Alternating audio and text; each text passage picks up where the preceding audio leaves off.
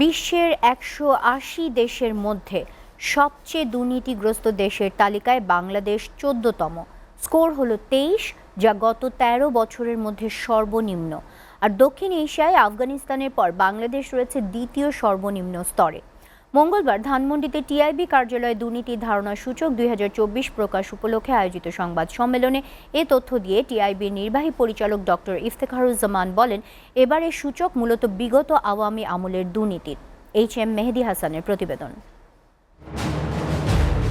দুর্নীতি একটি দেশের উন্নতির প্রধানতম অন্তরায়। তৃতীয় বিশ্বের দেশ হিসেবে বাংলাদেশে তা যেন লাগামহীন ঘোড়া, কিছুতেই নিয়ন্ত্রণ করা যাচ্ছে না। বৈশ্বিক দুর্নীতির ধারণা সূচকের চিত্র বলছে, দুর্নীতিতে আরও অবনতি হয়েছে বাংলাদেশের। সূচকের উপরের দিক থেকে 2 ধাপ অবনতি হয়ে 180 দেশের মধ্যে 151 আর নিচের দিক থেকে 14তম অবস্থানে। সমান স্কোর নিয়ে পাশে রয়েছে কঙ্গো ও ইরান। আর দক্ষিণ এশিয়ায় আফগানিস্তানের পর দ্বিতীয় সর্বনিম্ন স্তরে বাংলাদেশ।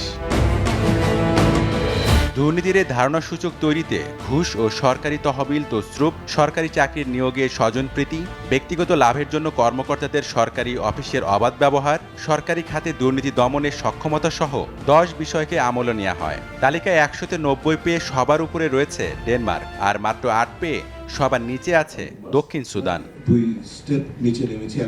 বৈশ্বিক দুর্নীতির এই প্রতিবেদন সবার সামনে তুলে ধরতে ধানমন্ডির নিজ কার্যালয়ে সংবাদ সম্মেলন করে ট্রান্সপারেন্সি ইন্টারন্যাশনাল বাংলাদেশ টিআইবি। সম্মেলনে সংগঠনের নির্বাহী পরিচালক মোহাম্মদ ইফতেখারুজ্জামান বলেন, দুর্নীতি নিয়ন্ত্রণ হারাতে বসেছে বাংলাদেশ।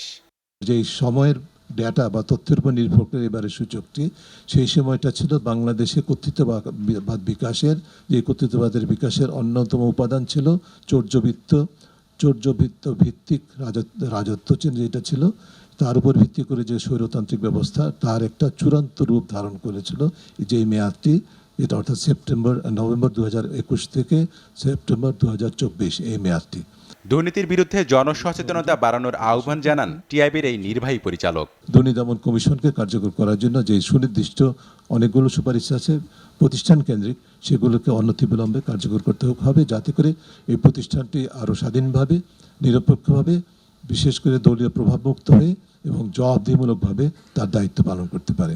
1995 সাল থেকে বেসরকারি সংস্থা ট্রান্সপারেন্সি ইন্টারন্যাশনাল প্রতি বছর এই সূচক প্রকাশ করে চলেছে। 2001 সালে প্রথম তালিকাভুক্ত হয়ে বেশ কয়েকবার দুর্নীতিতে শীর্ষস্থানে ছিল বাংলাদেশ। HM মেহেদী হাসান, SR টিভি, ঢাকা।